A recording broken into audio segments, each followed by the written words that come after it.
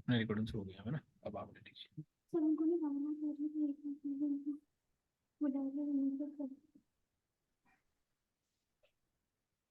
तो स्टार्ट करें। Yes sir.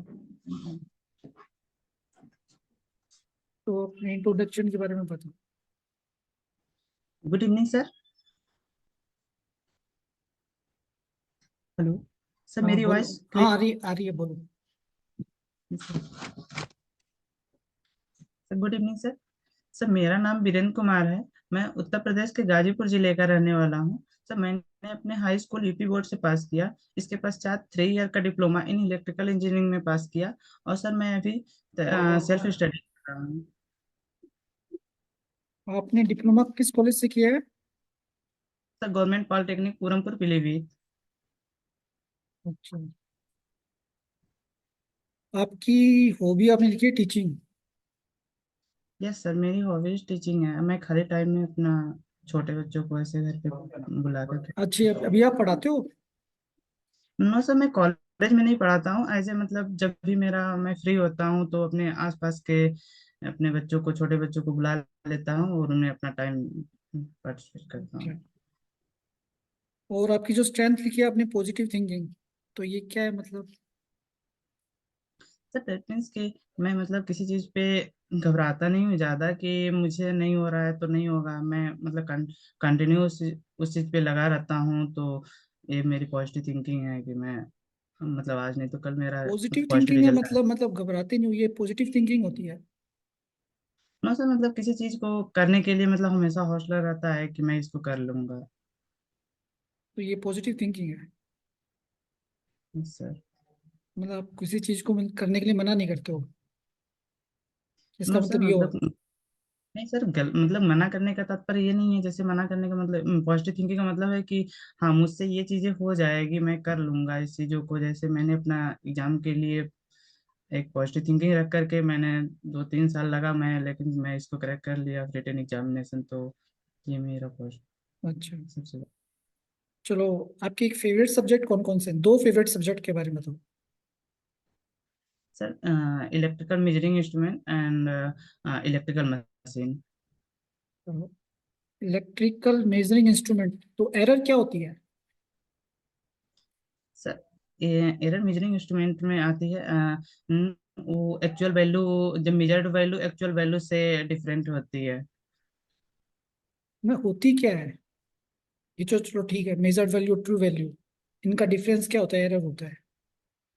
आप ये यस बता रहे सर। हो ना टेक्निकल। तो यस सर। एक्चुअल में ये बताओ एरर होती क्या है? सर एरर कोई मेजरिंग इंस्ट्रूमेंट मैन्युफैक्चर के टाइम पे बनाते हैं या फिर कुछ ऐसे रीजन, जैसे हमने मेजर किया हमारी असावधानियों की वजह से उसमें हमने एक्चुअल जो रीडिंग आ रही है वो वो जो रियल वैल्यू है उससे डिफरेंट आ रही हो, तो इसे एरर कहा जाता है। अच्छा, उसके विभिन्न कारण हो सकते हैं। एक होती है yes parallax sir. Error. Parallax error क्या होती है?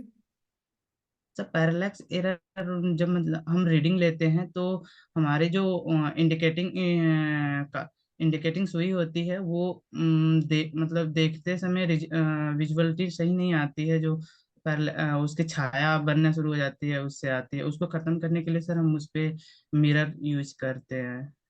मिरर यूज करते हैं? यस वो सर, उसके मैंने साइड में एरर पूछा है, मैंने इसका सॉल्यूशन नहीं पूछा। मैंने पूछा पैरेलैक्स एरर आती किस वजह से है। सर पैरेलैक्स एरर इंस्ट्रूमेंट की जो रीडिंग लिखी हुई होती है उस पे काटा जो इंडिकेटिंग सुई होती है वो एग्जैक्ट नहीं हम लोगों को समझ में आ पाती है, तो इसकी वजह से। ये डेफिनेशन है ना। वो एग्जैक्ट समझ में नहीं आती है, तो इसकी वजह से अपने क्या हो जाती है, देखने की वजह से एरर आ रही है। Yes sir. चलो, आपने दूसरा जो सब्जेक्ट बताया वो आपने बताया मशीन, है यस ना? Sir, electrical. तो ट्रांसफॉर्मर जो आपका होता है वो किस सिद्धांत पे कार्य करता है? Sir transformer Faraday's law of electromagnetic mutual induction पे के प्रिंसिपल पे वर्क करता है। फ्राइडे का फर्स्ट नियम क्या कहता है? सर यदि फ्लक्स कोई कंडक्टर में यदि फ्लक्स लिंक कर रहा हो तो उसमें एक इंड्यूस्ड ईएमएफ प्रोड्यूस होती है। यदि उससे फ्लक्स लिंक कर रहा हो। ये सर क्या उसमें फ्लक्स अगर लिंक करने फ्लक्स, से इंड्यूस ईएमएफ आ जाएगा? No sir, variable flux link कर रहा हो तो इंड्यूस्ड वेरिएबल ईएमएफ, फ्लक्स होने से उसमें क्या आएगा? ईएमएफ बनता है। Induced EMF. और द्वितीय नियम क्या कहता है इसका? सर उसका मैग्नीट्यूड, इंड्यूस्ड ईएमएफ का magnitude N d phi by d t होता है। अच्छा, उसको मैग्नीट्यूड के बारे में बताता है वो। Yes sir. और लेंज का नियम? सर लेंज का नियम, लेंज सर का नियम के अनुसार सर, यदि इंड्यूस्ड ईएमएफ, किसी कंडक्टर में इंड्यूस्ड ईएमएफ, उसमें सेल्फ काज बनने वाले सेल्फ काज का विरोध करती है, जो निगेटिव साइन से रिप्रेजेंट किया जाता है। बनने वाला ईएमएफ किसका विरोध करती है? सर अपने सेल्फ काज का विरोध करते हैं। ठीक है। चलो ये बताओ, जो इंडक्शन मोटर होती है वो स्टार्ट क्यों नहीं होती है? सर इंडक्शन मोटर स्टार्ट क्यों नहीं होती है? सर समझे नहीं कैसे? सिंगल फेज इंडक्शन मोटर होती है ना, वो सेल्फ स्टार्ट नहीं होती है।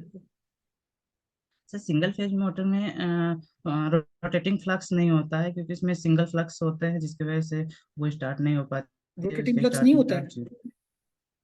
नो सर, पल्सेटिंग फ्लक्स होता है। ये रोटेटिंग फ्लक्स होता है। डबल रोटेटिंग होता है उसमें तो। हाँ सर, मतलब half half half half cycle में रोटेट करते हैं, फिर तो नेट फ्लक्स, मतलब रोटेटिंग फ्लक्स जीरो हो जाते हैं, पल्सेटिंग फ्लक्स की तरफ जनरेट करती है, जिसकी वजह से रोटेट नहीं करते। नहीं, ये रीजन तो नहीं है। जो सर उसमें dual doable rotating magnetic field theorem का यूज कर किया जाता है जो। इंडक्शन मोटर को आप सेल्फ स्टार्टिंग इसलिए नहीं बोलते हो सिंगल फेज को, क्योंकि उसमें जो फ्लक्स होता है वो डबल रिवॉल्विंग होता है। तो स्टार्टिंग यस सर। टॉर्क क्या होता है फिर? सर उसका स्टार्टिंग टॉर्क जीरो होता है। तो इसकी वजह से क्या होगा फिर?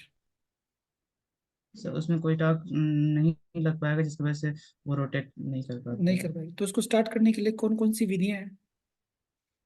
तो उसे स्टार्ट करने के लिए basically split phase single split phase starting, और कैपेसिटर स्टार्ट मोटर, और capacitor start capacitor run motor का प्रयोग करते हैं।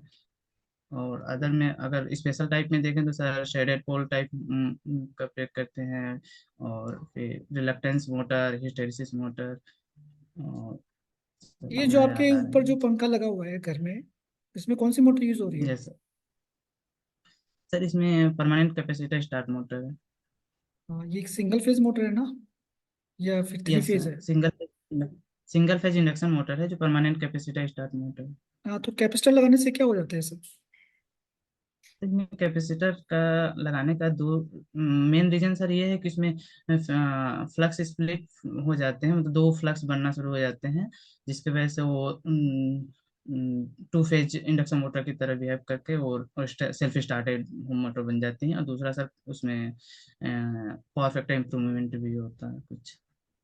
अच्छा। और जो इंडक्शन मोटर की क्या क्या मतलब एप्लीकेशन है, कहाँ कहाँ इसका यूज किया जाता है? सर सिंगल फेज मोटर का एप्लीकेशन बेसिकली डोमेस्टिक पर्पज में यूज करते हैं, जैसे फैन के लिए, और सर फैन सीलिंग फैन के लिए प्रयोग करते हैं। और सिंगल फेज मोटर जैसे छोटे हाँ लो लेवल के मोटरों के लिए, जैसे हमारे घरों पे चारा बालने वाली मशीनें, और स्मॉल मोटरें जो pump, small tubewell pump motor, हम्म। ऐसे प्रयोग करते हैं। तो मोस्टली मतलब कौन सी मोटर यूज होती है घरों में? So mostly single phase induction motor use करते हैं। अच्छा। और इंडस्ट्री में? सर इंडस्ट्री में थ्री फेज मोटर का प्रयोग किया जाता है। कौन सी three phase motor? Induction motor, synchronous motor? Three phase induction motor का प्रयोग किया जाता है बेसिकली। अच्छा। तो ये पावर फैक्टर क्या होता है? Sir power factor, mathematically it is a ratio of actual power upon apparent power. तो जो इंडक्शन मोटर होती है वो पावर फैक्टर पे क्या इफेक्ट डालती है? सर इंडक्शन मोटर जो लैगिंग पावर फैक्टर, ये पावर फैक्टर को घटाती है और ये लैगिंग नेचर के इफेक्ट डालते हैं। क्या होता है लैगिंग? सर इसमें करंट वोल्टेज से लैग करता है। तो इससे क्या हो जाता है? इससे सर हमारी कुछ अपने जो एक टोटल पावर होती है उसमें कुछ लैगिंग लैगिंग रिएक्टिव पावर के कन्वर्ट हो जाती हैं, जो लैगिंग नेचर नेचर नेचर अगर पावर फैक्टर का नेचर अगर यूनिटी ना हो तो सर उसमें लैगिंग रिएक्टिव पावर प्रोड्यूस करना शुरू हो जाते हैं, मैं तो पूरा जिसकी वजह से लैगिंग हमें। क्या होता है, मैंने तो ये पूछा आपसे। Sir lagging power factor, sorry sir मैं क्वेश्चन नहीं समझ पाया। लैगिंग पावर फैक्टर होता क्या है? सर लैगिंग पावर फैक्टर में करंट वोल्टेज से लैग करती है। ठीक है। आगे फिर और क्या क्या होता और है इस इसमें? सर इसके वजह से हमें एक रिएक्टिव पावर भी प्रोड्यूस होने लगते हैं, रिक्वायरमेंट होने लगती है, जो इंडक्शन मोटर लेती है, ड्रॉ कराती है, और लैगिंग पावर फैक्टर चलो, नेचर की वजह इंडक्शन से। मोटर का स्टार्टिंग में पावर फैक्टर क्या होता है जब इसको स्टार्ट करते हैं? सर इसका starting power factor lagging power factor होता है। कितना होता है लगभग? तो पॉइंट पॉइंट थ्री से 0.4। और रनिंग में कितना होता है? Sir 0.7 lagging. 0.7 lagging. Yes sir. और मान लो एक थ्री फेज इंडक्शन मोटर चल रही है, ठीक है, यस उसकी सर। एक सप्लाई मतलब अपनी क्या हो गई, डिस्कनेक्ट हो गई, तो क्या होगा? क्या वो मोटर चलेगी नहीं चलेगी? यस सर, अगर लोड को मतलब लोड रेटेड लोड रहे तो फिर लोड की बात ही नहीं हो रही है, मैंने क्या बोला, तो सर मैंने three two phase phase supply दे की रखी है, three phase sir two induction phase की मोटर को, तरह वर्क करेगी। तो रन करेगी नहीं करेगी? यस सर, टू फेज की तरह रन करेगी। और स्पीड पे क्या फर्क पड़ेगा? सर स्पीड मतलब घट जाए सर, स्पीड डिक्रीज हो जाएगी अगर लोड ना बढ़ाया जाए, तो वो फाइनली रुक मतलब लोड लोड बाइंडिंग। मैंने नहीं बढ़ा रखा है, लोड है ही नहीं, मान लो ये मान लो। तो सर स्पीड कांस्टेंट रहेगी। स्पीड कांस्टेंट रहेगी। यस चलो सर। मेरी एक एज सप्लाई इट और, इज चलो एक एज इट सप्लाई इज और फर्स्ट। डिस्कनेक्ट हो गई, अब क्या होगा? सर फिर स्टॉप हो जाएगी। स्टॉप हो जाएगी? Yes sir. और बाइंडिंग जल सकती है सर। अच्छा, वाइंडिंग जल जाएगी। Yes sir. चलो ये बताओ आप, ये जो मेजरमेंट ऑफ रेजिस्टेंस होता है तो किन किन विधियों यस से किया सर। जाता है? सर इसके लिए मोस्टली 10 11 विधियां हैं जिसको जो मैं रिकॉल कर पा रहा हूँ। एक तो sir first Kelvin double bridge method, और second ammeter Wheatstone bridge method, और सर अमीटर वोल्टमीटर मेथड, और ohm meter method, mega ohm meter method, और Carey four Carey Foster slider method, और कैपेसिटर डिस्चार्जिंग मेथड। सर मुझे इतना भी याद आ रहे हैं। तो लो रेजिस्टेंस मेथड कौन कौन से हैं इसमें? सर लो रेजिस्टेंस में kelvin double bridge method, kelvin double bridge method, potentiometer method. तो आप फेजर डायग्राम बना सकते हो ट्रांसफॉर्मर का, नो लोड कंडीशन का? Yes sir. चलो बनाओ। आपके पास है ना, एक तो पेपर होना चाहिए, A4 शीट, और एक पेंसिल होनी चाहिए जब भी आप जाओ ना एग्जाम में।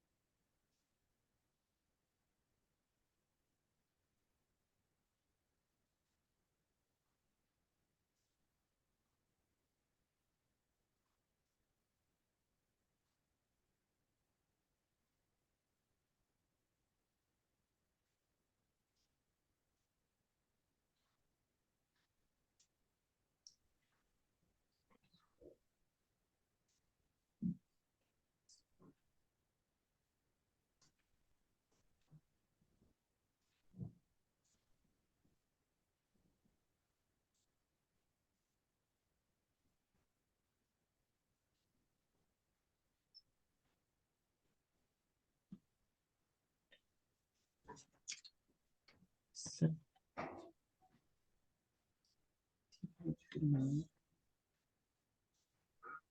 ये नो विजिबल लोड है। कंडीशन का है।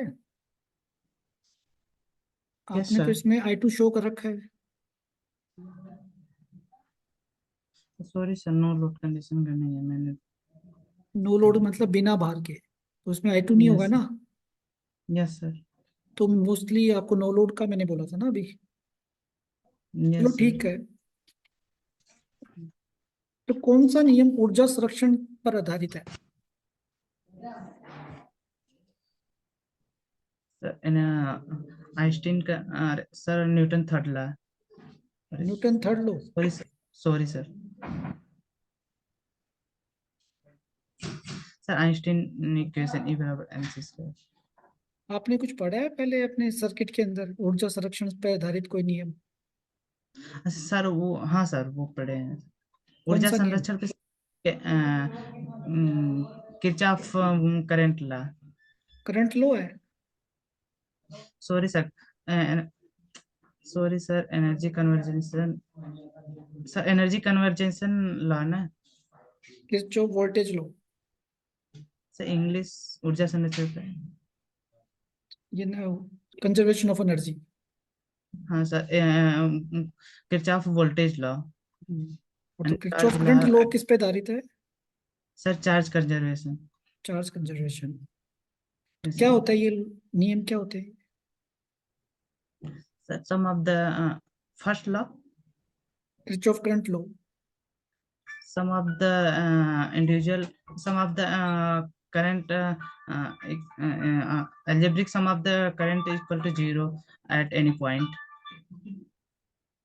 Algebraic sum at any, Yes, any principal point या point या नोड। या नोट सर। वो क्या होता है? जीरो होता है। यस और सर। वोल्टेज लो क्या कहता है किरचॉफ का?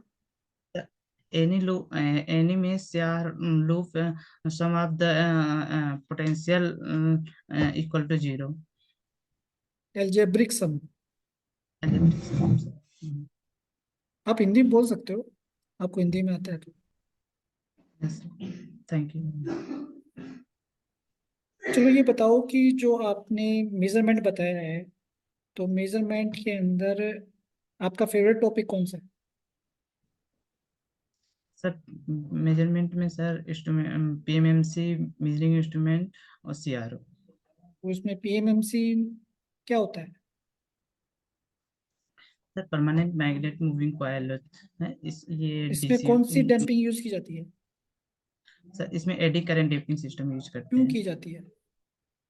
सर बिकॉज इसमें हम एल कोर स्ट्रक्चर यूज करते हैं जिसमें हमें एडी नहीं, किसी भी इंस्ट्रूमेंट में डैम्पिंग क्यों की जाती है? सर ऑसिलेशन को खत्म करने के लिए हम डैम्पिंग यूज करते हैं। ठीक है। और इसमें जो स्केल होता है वो कैसा होता है, लीनियर है नॉन लीनियर? लीनियर स्केल होता है पीएमएमसी में। ये क्या होते हैं स्केल?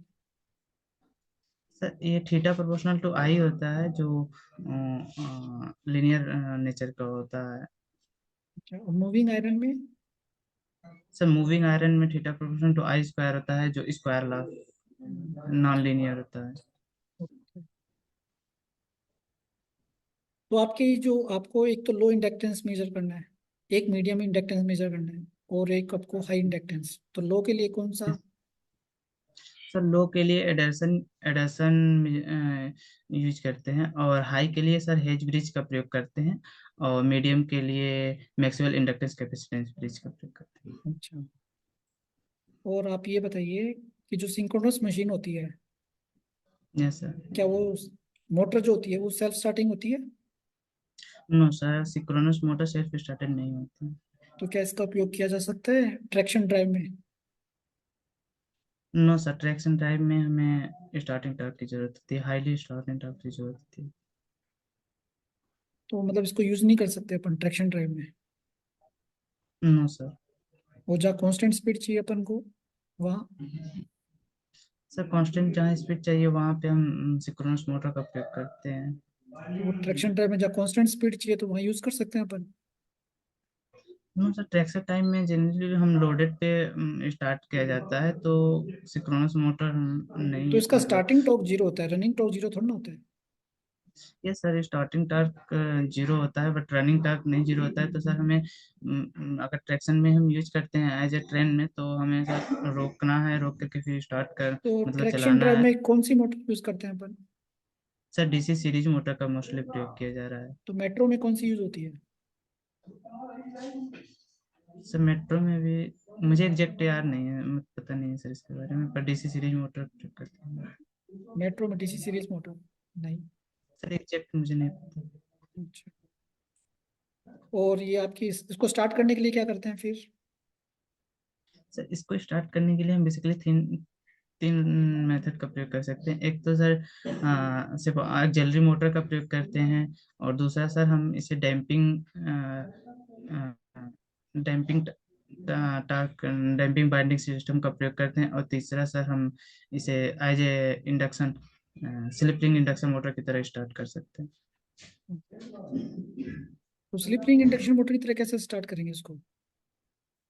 सर इसमें स्लिप रिंग इंडक्शन मोटर भी सर, इसमें जो आर्मेचर सर इसमें जो फील्ड वाइंडिंग होती है उसमें सप्लाई न कनेक्ट कर, DC supply extra DC supply connect ना करके उसमें हम स्लिप रिंग के माध्यम से हम एक्स्ट्रा रेजिस्टेंस ऐड करते हैं, और इसलिए सर वो इंडक्शन मोटर की तरफ फिर स्टार्ट होती है as a slip ring induction motor. उसमें कहाँ करते हैं अपन? ऐसा करते हैं क्या? सर उसमें स्लिप स्टार्टिंग रिंग की टार्क हाई। स्लिप रिंग की तरह करते हैं, स्क्वेयर केज की तरह करते हैं? सर इन दोनों तरह स्क्वायरल केज की तरह भी यूज करते हैं और स्लिप रिंग की तरह भी यूज करते हैं। अगर स्लिप रिंग की तरह यूज करना हो तो हमें एक्स्ट्रा स्लिप रिंग की जरूरत पड़ती है, और उससे कनेक्ट करके हमें ब्रश उससे कनेक्ट करके सर हम एक्स्ट्रा रेजिस्टेंस कनेक्ट कर देते हैं, जिससे हमारा टार्क अच्छा हाई हो जाता है तो स्टार्टिंग टार्क। सिंक्रोनस मोटर कितनी तरह की होती है आपकी? थ्री फेज सिंक्रोनस मोटर कितनी तरह की होती है? सर दो प्रकार की होती हैं सर।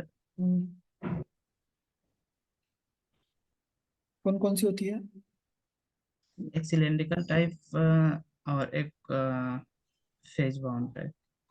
सेलेंट पोल टाइप? सेलियन पोल टाइप, सॉरी। जो सिलेंड्रिकल टाइप है मोटर है, यस, यस सर। तो उसमें ऑक्सीलेशन को अपन को हटाना है, तो क्या करेंगे?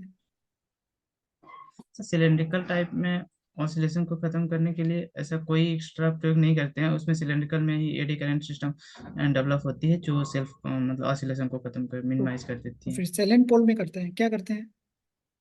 सर सेलियन पोल में हम डैम्पिंग बाइंडिंग का प्रयोग करते हैं। जो पोल फेस जो रोटर पोल फेस होते हैं उसमें हम राड प्रयोग कर लेते हैं, और उसका एंडिंग को शॉर्ट कर देते हैं, जिसमें अगर ऑसिलेशन आता है तो उसमें इंड्यूस्ड ईएमएफ जनरेट होता है, जो सेल्फ काज का विरोध करता है, इसलिए ऑसिलेशन मिनिमाइज हो जाता हम्म, है। ठीक है।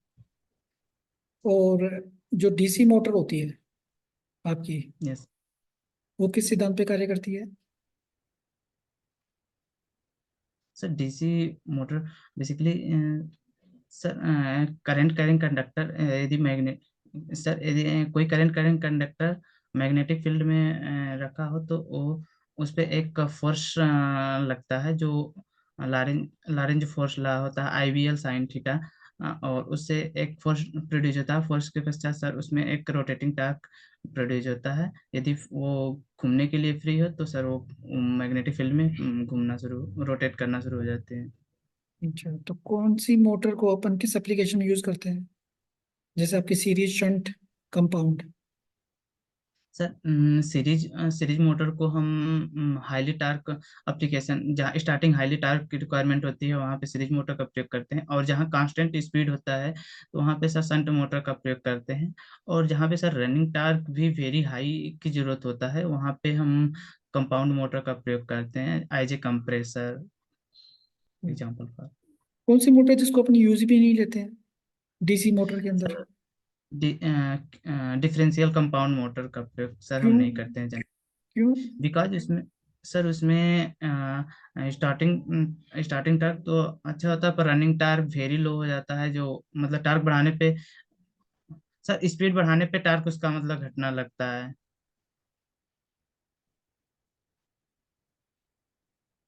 क्या रीजन है कि सॉरी डिफरेंशियल कंपाउंड मोटर का यूज नहीं करते हैं? सर उसमें स्पीड बढ़ने के साथ साथ उसमें टार्क वेरी फास्टली रिड्यूस होता है। सॉरी सर, मुझे तो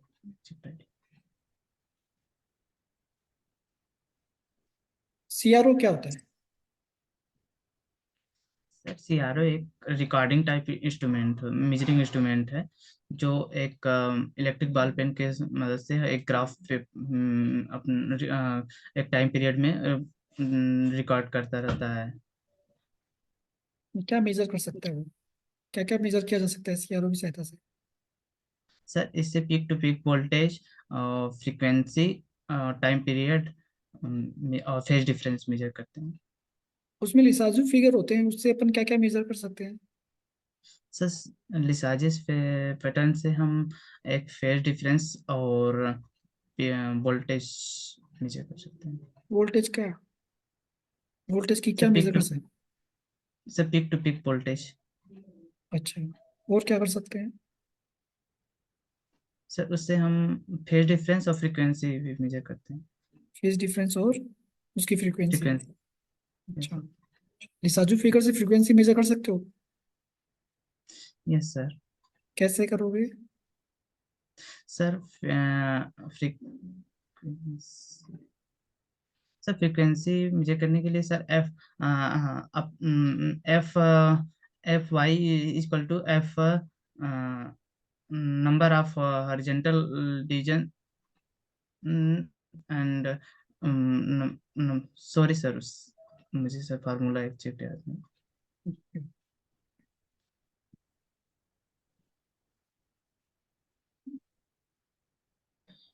आपका शहर कौन सा है? शहरी? यस सर सही। गाजीपुर? तो वहाँ क्या फेमस है गाजीपुर में? सर गाजीपुर में एक अफीम फैक्ट्री है जो एशिया की सबसे बड़ी फैक्ट्री है, और एक सर लॉर्ड कॉर्नवालिस का मकबरा है। तो ये फिल्म क्या काम आता है? सर अफीम हम दवाओं में प्रयोग करते हैं, फिर नशीले पदार्थों बनाने में प्रयोग करते हैं, और तंबाकू जैसे बनाने में प्रयोग किया जाता है। इसका मेन उपयोग क्या है? चलो ये तो नशीले पदार्थ हो गए, मेन उपयोग क्या है? सर इसको मेडिसिन में यूज किया मेडिसिन जाता में? है। तो फिल्म का उपयोग किया यस। जाता है? Yes sir. अच्छा।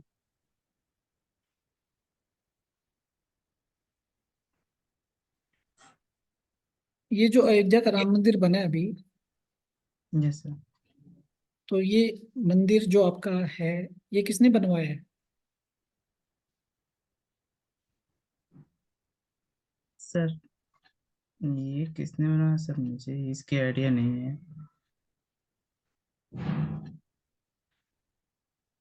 चलो ठीक है आपका। इसकी सर अब कंपनी जो बनाने वाली है वो L&T है, कंपनी के बारे में पता है। आपको अपने लोकेशन के बारे में पता होना चाहिए थोड़ा बहुत। यस। और ये बताओ कि आप, आपकी कोई डाउट आपकी तरफ से? सर हो गया कंप्लीट। हाँ, नहीं आप क्या पूछना चाहते हो? सर मतलब मॉक इंटरव्यू कंप्लीट हो गया है, तो मैं अपना। नहीं, आपका इंटरव्यू खत्म हो गया, लेकिन आपको मतलब क्या पूछना है हमसे, क्या पूछना है अभी? सर मेरा मतलब कैसा रहा एक्सप्लेन करने का तरीका कुछ। आपका एक्सप्लेन करने का तरीका तो सही है, लेकिन आपको कुछ जो डेफिनेशन है वो आपको पूरी कंप्लीट याद नहीं है। जैसे मैंने आपको एरर बोला था, एरर क्या होती है, तो आपको जो डेफिनेशंस है ना उन पे पूरा फोकस करना पड़ेगा। एग्जैक्ट आपको याद होनी चाहिए डेफिनेशन। और कम से कम यस आप 3 सब्जेक्ट प्रिपेयर करके जाओ, बार्क के इंटरव्यू में भी जा रहे हो ना आप, तो यस पहला सर। सवाल इनका ये होता है 3 सब्जेक्ट बताओ आप। मोस्टली तो हर यस सर। इंटरव्यू में एक सब्जेक्ट पूछा जाता है, तो जो बार्क का इंटरव्यू होता है उसमें 3 सब्जेक्ट पूछे जाते हैं आपसे। Yes sir. तो आपको हमेशा 3 सब्जेक्ट के लिए प्रिपेयर रहना है। Yes sir. कोशिश करो तीन, क्योंकि मोस्टली स्टूडेंट एक करके आएंगे और आपको वहां से 3 सब्जेक्ट पूछे जाएंगे, तो आप वहीं घबरा जाओगे पहले फर्स्ट टाइम में ही। तो यस तीन सर। सब्जेक्ट प्रिपेयर करने हैं आपको, और दूसरा फिर आपको टेक्निकल, आपको लिखने का काम भी करवाएंगे वो। Yes sir. तो लिखने वाला जो वर्क है उस पर फोकस करना है आपको। मेन जो आपका, जो जैसे मैंने आपको फेजर डायग्राम दिया, आपने, यस सर। आपको सुनना चाहिए था सर मेरे को बनाना क्या है, आपने गलत बना दिया। Yes sir. तो वो उस पर फोकस करना है कि वो बोल क्या रहे हैं। नहीं आए तो आप पूछ सकते हो, सर मेरे को समझ में नहीं आया, क्वेश्चन क्या है। Yes sir. और जो नहीं आ रहा ना, तो उसको एक्सप्लेन नहीं करना है। Yes sir. बोले सर मेरे को नहीं आता है, आप एक्सप्लेन करोगे, वो क्यों उनको पता है आप फेंक रहे हो किस चीज़ों में। तो आपको क्या करना यस। है, उसको तरीके से आपको उसको समझाना है, सर मेरे को नहीं आता है, आता है तो आपको एक्सप्लेन करना है यस बात सर, के इंटरव्यू क्वेश्चन में। जैसा कोई क्वेश्चन इसमें मैं अभी इस टाइम पे जो पूछा हूँ कोई ऐसा। कैसे मतलब? सर मतलब एग्जांपल में जैसे मैं अभी मॉक दिया हूँ तो उसमें कोई ऐसा क्वेश्चन आया जिसमें मैं एक्स्ट्रा एक्सप्लेन करने की कोशिश की हूँ। नहीं नहीं, आपने नहीं किए। आपको एक्चुअली, आपको जो नहीं आ रहा है ना, आपने बोला है कि सर मेरे को नहीं आता है। Yes sir. वो आपको बोलना भी है, क्यों आपको क्यों आप फंस जाओगे फिर। आप क्यों, आप जो भी आप पॉइंट यूज करोगे वही पॉइंट आपसे निकल के आएगा, फिर आप उसमें और फंसते जाओगे। तो आप ऐसे पॉइंट को इंक्लूड करो आपके आंसर के अंदर, वो आपको आते हो। Yes sir. जैसे मान लो आप कोई एक्सप्लेन कर रहे हो, कंजर्वेशन ऑफ एनर्जी एक्सप्लेन कर रहे हो, तो उसके अंदर आप एक्सप्लेन करते समय उस पॉइंट को इंक्लूड करो जो आपको आता ही है, ताकि वो अंदर से क्वेश्चन पूछेगा उसके अंदर से ही। Yes sir. और और तो आपका सही है सब। ठीक है। Yes sir. ठीक है सर, मतलब मेरे सब्जेक्टों में जैसे मैंने जो भी एक्सप्लेन किया है तो मशीन मशीन हाँ, मशीन ठीक है आपका। आपका मेजरमेंट भी सही है, एक सब्जेक्ट और कर लो। सर मैं पावर सिस्टम भी मतलब मैं तीन चार सब्जेक्टों को अपने प्रिपेयर में हूँ कि मैं चार सब्जेक्ट में करूँ। हाँ, तो आपका मशीन ठीक है, मशीन रखो आप।